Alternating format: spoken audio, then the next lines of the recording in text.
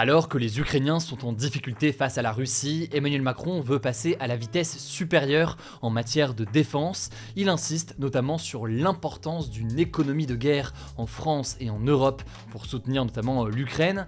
Mais alors, qu'est-ce que ça veut dire concrètement? Pourquoi ça fait débat? Et à quoi faut-il s'attendre? Surtout que la Russie aujourd'hui a réagi aux propos du président français. Salut, c'est Hugo, j'espère que vous allez bien. Comme chaque jour, on est parti ensemble pour une nouvelle plongée dans l'actualité en une dizaine de minutes. Alors, c'est dès le mois de juin 2022, donc quelques mois après le début de l'invasion russe massive en Ukraine il y a 2 ans, que le président français avait déclaré que la France entrait, je cite, dans une économie de guerre, et ce donc alors que la guerre faisait son retour en Europe. Mais déjà peut-être à quoi renvoie ce concept d'économie de guerre dont on entend du coup pas mal parler ces derniers jours? Déjà, c'est pas quelque chose de nouveau, cette expression d'économie de guerre, elle est en fait apparue pour la première fois lors de la Première Guerre mondiale. C'est un concept qui décrit en fait des mesures économiques qui sont prises par un gouvernement pendant une période de guerre ou alors de crise nationale importante. L'objectif en général de ces mesures, c'est de mobiliser une part importante de l'économie du pays pour soutenir l'effort de guerre, et ça peut prendre plusieurs formes, mais là spontanément, ce à quoi on pense le plus souvent, c'est la fabrication de munitions et d'armes par exemple. Ça peut donc passer par une augmentation de la production industrielle, par une redistribution des ressources, ou alors, dans les cas les plus extrêmes, par des mesures de rationnement pour garantir que les biens et les services essentiels soient disponibles pour les efforts de guerre et pour l'armée. Alors, évidemment, dans le cas ici, quand Emmanuel Macron parle d'économie de guerre, il parle pas de rationnement ou quoi que ce soit, c'est pas du tout le sujet. Dans ce cas précis, en fait, c'est déjà un élément de langage, on va en parler après, c'est une forme de communication face à Vladimir Poutine, mais il y a aussi derrière ça, en fait, derrière ce terme d'économie de guerre, une volonté tout de même de renforcer les moyens d'un point de vue militaire pour être capable notamment d'aider l'Ukraine face à l'invasion de la Russie, mais pour aussi éventuellement pouvoir se défendre tout simplement dans le cas où un jour la France est attaquée. Alors pour qu'on ait un petit peu de contexte, il faut savoir qu'aujourd'hui les pays sont globalement beaucoup moins tournés vers une économie de guerre qu'au siècle dernier par exemple, et si on donne des exemples peut-être les plus parlants, si on parle des États-Unis par exemple, lors de la Seconde Guerre mondiale, c'est 37% du PIB du pays, donc de l'ensemble des richesses produites du pays qui a été consacré aux dépenses militaires. Aujourd'hui, les États-Unis, c'est seulement 3,5% du PIB qui est consacré donc à l'armée. Pareil du côté de la France ou des pays de l'OTAN. L'OTAN, c'est donc cette alliance militaire de pays occidentaux menée par les États-Unis. Il y a peu de pays finalement qui dépassent les 2% de leur PIB consacré à la défense. On est donc loin globalement d'une économie qui est tournée vers la guerre. Mais par contre, ce qui est sûr et certain, c'est que depuis la guerre en Ukraine, il y a clairement eu des changements de discours, et en l'occurrence, Emmanuel Macron évidemment est l'un de ceux qui a le plus pris la parole sur le sujet. Alors forcément, quand on parle d'économie de guerre et quand le président français en parle, on peut penser au fait d'envoyer des soldats sur le front en Ukraine pour se battre. Là-dessus, on en parlait déjà la semaine dernière. Emmanuel Macron avait en effet déclaré, face à une question d'une journaliste, que rien n'était exclu concernant l'envoi de troupes occidentales et donc potentiellement françaises sur le sol ukrainien.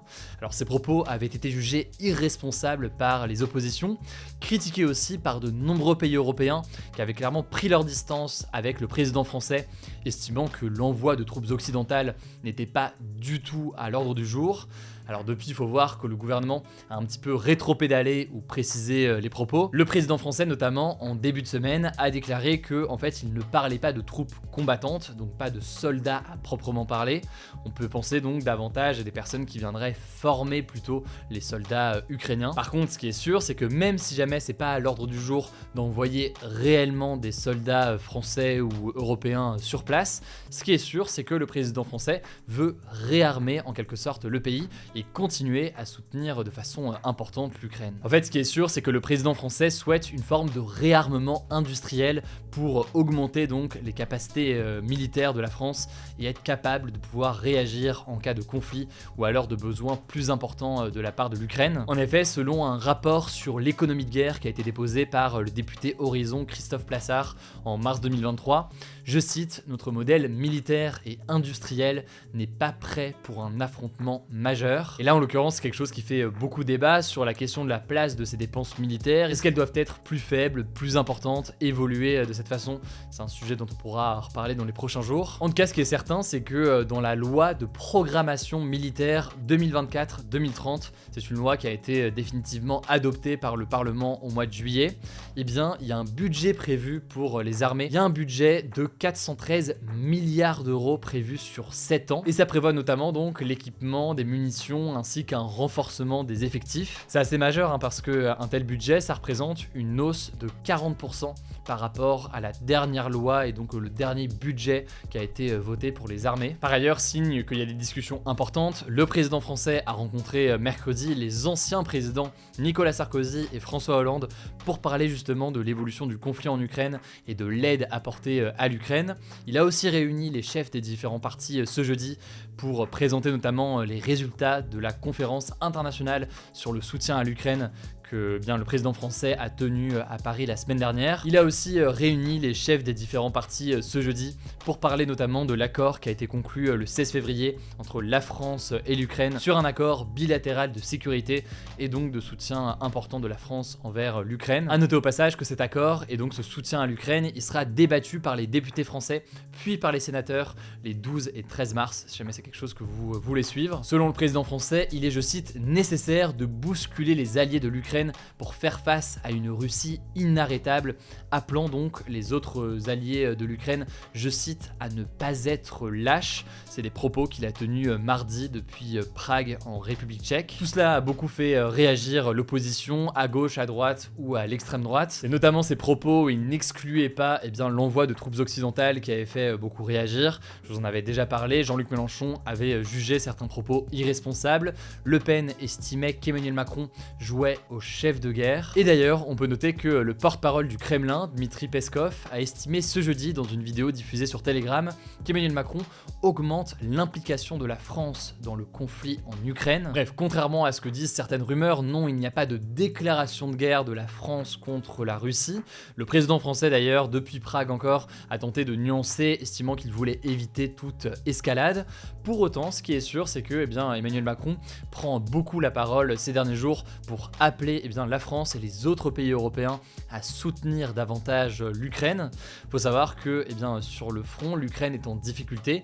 Les Ukrainiens reculent face à la Russie sur de nombreux secteurs. Or, l'armée ukrainienne repose de façon très importante sur l'aide financière et militaire des Occidentaux, donc américains et européens, pour arriver ou tenter de faire face à la Russie. Ça me semble en tout cas intéressant d'analyser tout ça. Je vous mets des liens en description pour en savoir plus. On suivra évidemment l'évolution de la situation et tout le débat lié à tout ça. Je vous laisse avec Léa pour les actualités en bref et je reviens juste après. Merci Hugo et bonjour à tous. On commence avec cette actu. Le ministre chinois des Affaires étrangères Wang Yi a qualifié, je cite, de honte pour la civilisation la guerre entre Israël et le Hamas dans la bande de Gaza qui entre dans son 6e mois. Il a également répété le soutien de la Chine à une pleine adhésion d'un État palestinien à l'ONU et a de nouveau demandé un cessez-le-feu immédiat à Gaza. Faut savoir que la Chine entretient de bonnes relations avec Israël, mais elle soutient depuis des dizaines d'années la cause palestinienne et milite pour une solution à 2 États, comme la France notamment. En tout cas, la délégation du Hamas, qui était présente en Égypte depuis dimanche pour des discussions en vue d'une trêve dans la bande de Gaza, a quitté l'Égypte ce jeudi. Les négociations entre les représentants du Hamas et les médiateurs internationaux, donc les États-Unis, le Qatar et l'Égypte, reprendront la semaine prochaine, donc pendant le Ramadan, le mois sacré du jeûne pour les musulmans. On vous tiendra au courant. Deuxième actu, février 2024 a été le mois de février le plus chaud jamais enregistré sur Terre, comme le mois de janvier avant lui, selon l'Observatoire européen Copernicus. C'est d'ailleurs la 9e fois d'affilée qu'un record mensuel de température est battu. Alors plus précisément, février 2024 a été plus chaud de 1,77 degrés par rapport à la moyenne des températures des mois de février entre 1850 et 1900, donc la période pré-industrielle qui fait office de référence. Selon Carlo Buontempo, le directeur du Climate Change Service de Copernicus, ce nouveau record n'est pas vraiment une surprise étant donné que le réchauffement continu de notre système climatique mène à des températures extrêmes. Troisième actu, actu, ça concerne les Jeux Olympiques de Paris cet été. Le syndicat de la CGT va déposer des préavis de grève dans la fonction publique. C'est ce qu'a annoncé ce jeudi sur France Info sa secrétaire générale Sophie Binet. Ça concerne donc les 3 fonctions publiques, celle d'État, la fonction publique territoriale et la fonction publique hospitalière. Concrètement, la CGT réclame que des mesures soient mises en place, notamment pour les travailleurs et travailleuses qui devront faire des heures supplémentaires et qui ne pourront pas poser de congés payés pendant cette période du 26 juillet au 11 août.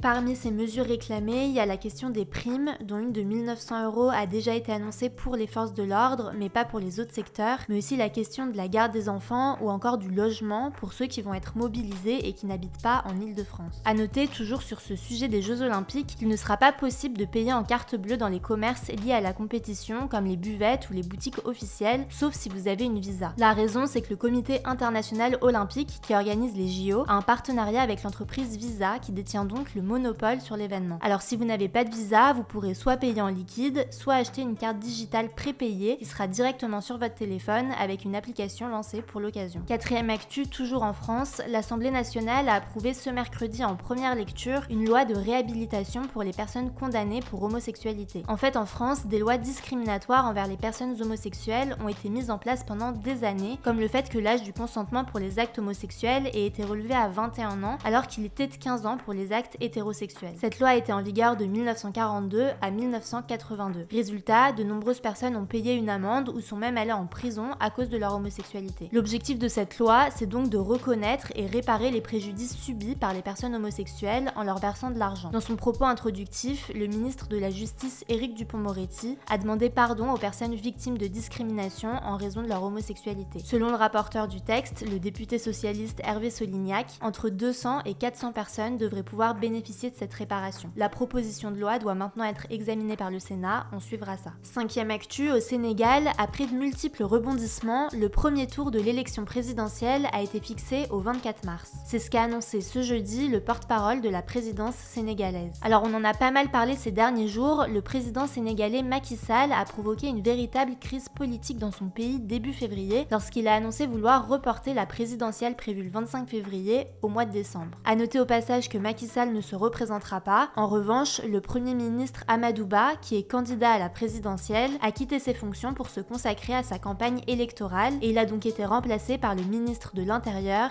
Sidiki Kaba. 6e actu, ce sera la chaîne de télévision M6 qui diffusera les matchs des Coupes du Monde de football de 2026 et 2030. C'est ce qu'a annoncé ce jeudi sur RTL le PDG du groupe M6, Nicolas Taverneau. La raison, c'est que le diffuseur historique, la chaîne TF1, n'a pas voulu poursuivre le partage des diffusions. Ceci dit, TF1 pourra toujours en diffuser ponctuellement en achetant les droits à M6. A noter que les chaînes se partageront la diffusion des matchs de l'Euro 2024 en Allemagne. Et on termine avec une bonne nouvelle, un test salivaire pour détecter l'endométriose, qui est une maladie gynécologique qui touche une femme sur 10, devrait être remboursé pour certaines femmes par la sécurité sociale dès 2025. C'est ce qu'a annoncé ce jeudi la ministre de la Santé Catherine Vautrin, qui estime que ça devrait concerner entre 10 000 et 20 000 femmes, sachant que ce test coûte environ 1 000 €. Alors c'est assez majeur car l'endométriose est aujourd'hui diagnostiquée souvent par hasard, avec en moyenne un retard de 7 ans selon le ministère de la Santé. Les symptômes sont généralement de fortes douleurs pendant les règles, mais aussi des difficultés pour avoir des enfants. A noter au passage qu'une plateforme en ligne destinée aux femmes touchées par l'endométriose va être dévoilée cette semaine. On pourra trouver dessus toutes les informations et les ressources indispensables pour affronter la maladie et des conseils pour apprendre à vivre avec. Je vous mets des liens en description. Merci beaucoup Léa pour ces actualités en bref. Écoutez, de mon côté, j'ai pas grand chose de plus à vous dire. N'hésitez pas juste à vous abonner et à activer les notifications, si c'est pas encore le cas, pour continuer à suivre ce format au quotidien. Vous pouvez aussi le suivre en version podcast. Prenez soin de vous, prenez soin de nos proches. Je vous dis à demain pour une nouvelle vidéo.